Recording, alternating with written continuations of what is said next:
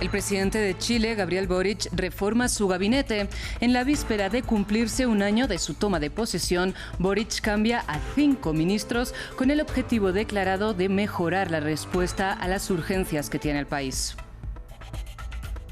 Encuentro entre aliados occidentales. El presidente de Estados Unidos, Joe Biden, y la presidenta de la Comisión Europea, Ursula von der Leyen, se reunieron en la Casa Blanca con la guerra de Ucrania y la cooperación comercial en el centro de la agenda. Ampliaremos desde Washington. Irán y Arabia Saudita, dos rivales históricos de Medio Oriente, restablecieron relaciones diplomáticas. Riad y Teherán volverán a abrir sus respectivas embajadas cerradas en 2016 y reactivan su acuerdo de cooperación en seguridad. Buenas tardes, bienvenidos a las noticias de France 24 en español. Soy Rosa Pérez Masdeu y es para mí un gusto acompañarles. Abrimos esta edición informativa en Chile porque el presidente Gabriel Boric anunció una esperada reforma de su gabinete ejecutivo. A puertas del primer aniversario de su toma de posesión, el mandatario cambió a los titulares de Exteriores, Obras Públicas, Cultura, Deportes y Ciencia. Después de que la Cámara de Diputados rechazara su reforma tributaria, Boric aseguró que la renovación no se debe a presiones internas de la coalición de gobierno, sino a la necesidad de contar con personas con conocimiento de Estado para responder a las demandas del país. Precisamente, nuestra corresponsal en Santiago, Patricia Luna, nos habló de estas necesidades urgentes a las que Boric hizo referencia. Segunda gran reforma de gabinetes por parte del gobierno de Boric, que se convierte así en el que cambia más ministros en su primer año de gobierno en torno a, como bien dices, asegurar el cumplimiento de las necesidades actuales de los chilenos. Estas necesidades han sido esbozadas en su discurso, en el que también se le sintió la lamentación de que no fuera aprobada la reforma tributaria, y hizo especial hincapié en el tema de las pensiones. No podemos permitirnos otro fallo en este sentido. Los chilenos no pueden esperar más. Estas serían algunas de las prioridades también relacionadas con la educación, en la que ha mencionado la importancia de luchar contra el absentismo escolar y también mejorar la calidad y el acceso a la infraestructura educativa, además de otros temas como puede ser reducir la lista de espera. Esto además en un discurso marcado también por los índices de recuperación económica levemente que se han producido en este mes, en que se redujo un poquito la inflación, uno de los temas que ha estado en el corazón de los chilenos, que han sufrido fuertemente el alza de precios por primera vez en 3 décadas de forma muy fuerte en este año, y también los temas de seguridad, que también han sido mencionados por el presidente en un discurso en el que ha realizado una especie de balance de su año en el gobierno. Cambiamos de información, pero continuamos en América Latina, porque este viernes finalizó en Ciudad de México la segunda fase de la mesa de diálogos de paz entre el gobierno de Colombia y la guerrilla del ELN, el Ejército de Liberación Nacional. Entre las conclusiones de esta ronda, el Ejecutivo de Petro reconoce el estatus político del ELN como organización armada rebelde. Y ambas partes mostraron un optimismo moderado de cara al objetivo de un acuerdo para el cese del fuego bilateral. Recordemos que en 2019 el gobierno de Iván Duque suspendió las negociaciones con la guerrilla y que la administración Petro las retomó en 2022 con el auspicio de Cuba, Noruega y Venezuela como países garantes. Vamos ahora a Estados Unidos, porque el presidente Joe Biden recibió en la Casa Blanca a la presidenta de la Comisión Europea, Ursula von der Leyen. Los líderes de las dos grandes potencias occidentales abordaron dos grandes temas. Por un lado, el futuro de su apoyo a Kiev frente a la invasión rusa, y por otro lado, un nuevo marco de cooperación comercial para acceder a minerales clave en la fabricación de vehículos eléctricos y de otras baterías, un mercado dominado en gran parte por China. Ahora conectamos con nuestro corresponsal en Washington, Cristóbal Vázquez. Cristóbal, buenas tardes para usted. En esta cooperación, esta nueva cooperación, llegaría luego de meses de tensiones comerciales entre ambas potencias, desatadas, recordemos, por la ley de reducción de la inflación de Biden. Sin embargo, ahora von der Leyen aplaudió esta ley. ¿Cómo ha cambiado la posición europea en este encuentro? Sí, además era ya una presión que recibía el gobierno de Joe Biden, no solamente por parte de la presidenta de la Comisión Europea, sino también por parte del canciller alemán Scholz y también por parte del presidente francés Emmanuel Macron. Y es que lo que busca la ley de inflación es subvencionar energía, la producción de energía verde en este país, la producción de energía renovable, y esto le daría una ventaja comparativa a empresas estadounidenses de cara a empresas europeas o empresas estadounidenses que tienen subsidiarias en Europa. Y esto haría entonces que muchas empresas que están en Europa quieran trasladarse a Estados Unidos. Por eso la presión de muchos líderes europeos y visitas de líderes europeos recientemente a la Casa Blanca para tratar, de cierta manera, llegar a un punto, a un balance para evitar que se empiece a desarrollar una competencia entre Occidente, entre la Unión Europea y Estados Unidos para aumentar esta subvención y pues reducir el poder que tenga como bloque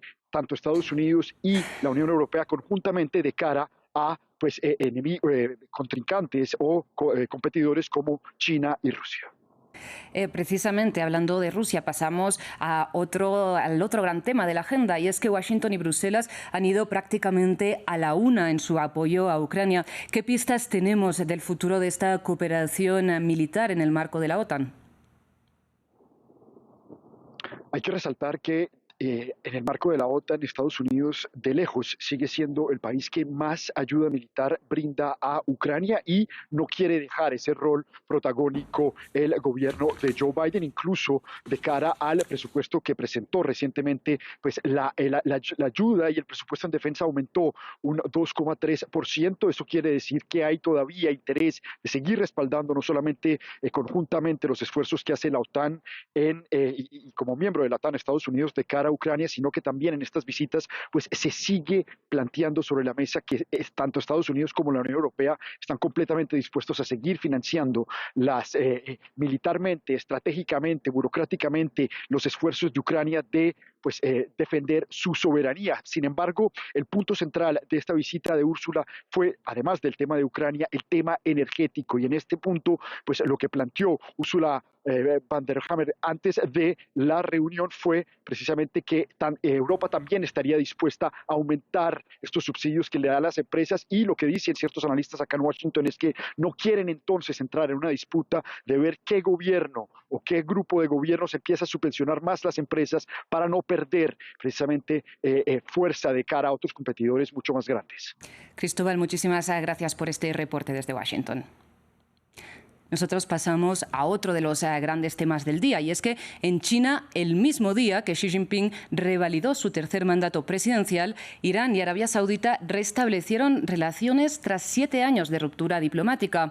Reunidos en Beijing, en presencia del máximo diplomático chino Wang Yi, representantes de las dos principales potencias chiita y sunita comunicaron un acuerdo que incluye la reapertura de embajadas en los respectivos territorios en un plazo de 2 meses. Teherán y Riad apoyan facciones opuestas en varios países de Oriente Medio, como en Yemen, por ejemplo. Así que aseguran que reactivar su cooperación en materia de seguridad ayudará a la estabilidad regional. Repasemos ahora las relaciones entre ambas potencias con el siguiente informe. Enero de 2016. Riad anunció la ruptura de sus relaciones diplomáticas con Teherán, luego de que manifestantes iraníes atacaran las misiones diplomáticas saudíes en Irán tras la ejecución en el reino de un clérigo disidente chiita saudí. El régimen iraní tiene un largo historial de violaciones contra misiones diplomáticas extranjeras, como la ocupación de la embajada estadounidense en 1979 o el ataque a la embajada británica en 2011. Y finalmente ayer el ataque contra la embajada saudita en Teherán y su consulado general en Mashhad.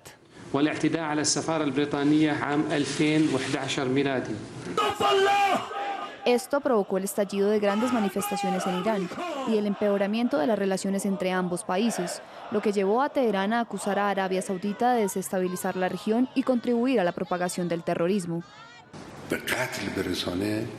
El asesinato de esta persona y el martirio de esta persona es realmente un crimen, es un gran crimen, y aquellos que toman las decisiones en el gobierno saudita no deberían tener ninguna duda de que esta sangre les causará problemas.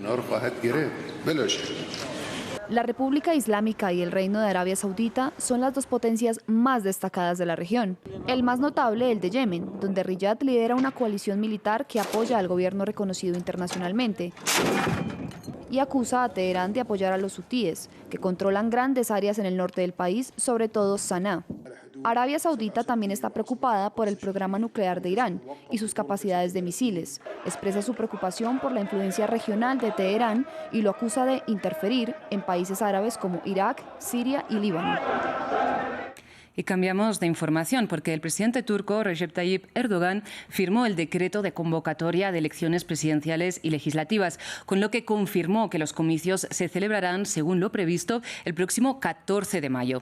Las elecciones serán cruciales porque llegan en un momento de horas bajas de popularidad del actual mandatario en el poder desde hace 10 años. Y es que el país está sumido en una larga crisis económica y la sociedad mantiene fresco el recuerdo de los terremotos que causaron la muerte de más de 52.000 personas a principios de febrero. Por otro lado, recordemos que el pasado martes la coalición turca de oposición presentó ya a su candidato presidencial. Se trata del líder de la principal formación opositora, el Partido Republicano.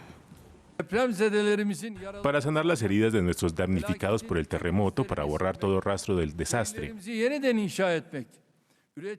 para reconstruir nuestras ciudades, para volver a incrementar la producción y el empleo, es fundamental que nuestro país deje atrás cuanto antes la agenda electoral. Este entendimiento y con la autoridad que nos otorga la Constitución estamos implementando nuestra decisión previamente anunciada de llamar a las elecciones el 14 de mayo. En otros temas, el presidente francés y el primer ministro británico acordaron esta mañana reforzar la cooperación en materia de control de fronteras, energía y apoyo militar a Ucrania. Reunidos en el Palacio del Elíseo, Macron y Sunak, dos políticos provenientes del mundo de las finanzas y con una línea dura contra la migración irregular, escenificaron un encuentro que no se producía desde hace 5 años, durante los cuales las relaciones entre Londres y París se han visto degradadas por el Brexit o por el acuerdo militar AUKUS. Alba Santana tiene los detalles. Es una nueva era en las relaciones entre Francia y Reino Unido. Así lo definieron el presidente de Francia, Emmanuel Macron, y el primer ministro de Reino Unido, Rishi Sunak. Es un momento, yo diría, de reencuentro, reconexión y nuevo comienzo. Marca una voluntad común de hablar entre nosotros, de coordinarnos mejor y de construir juntos nuevas perspectivas. Y es que en esta cumbre, que reunió a empresarios importantes de ambos lados del Canal de la Mancha, los países relanzaron sus relaciones bilaterales tras años de roces debido al Brexit. Con el problema del protocolo de Irlanda del Norte solucionado y la guerra de Ucrania de fondo, Reino Unido y Francia tienen muchos intereses en común. Entre estos, la migración, o más bien, cómo frenar la llegada irregular de migrantes a las costas británicas, después de registrar a más de 45.000 personas en 2022. Para lo que Londres pagará $577 millones a París. Hoy hemos llevado nuestra cooperación a un nivel sin precedentes para hacer frente a un desafío compartido. Anunciamos un nuevo centro de detención en el norte de Francia, un nuevo centro de mando que reunirá por primera vez a nuestros equipos encargados de hacer cumplir la ley.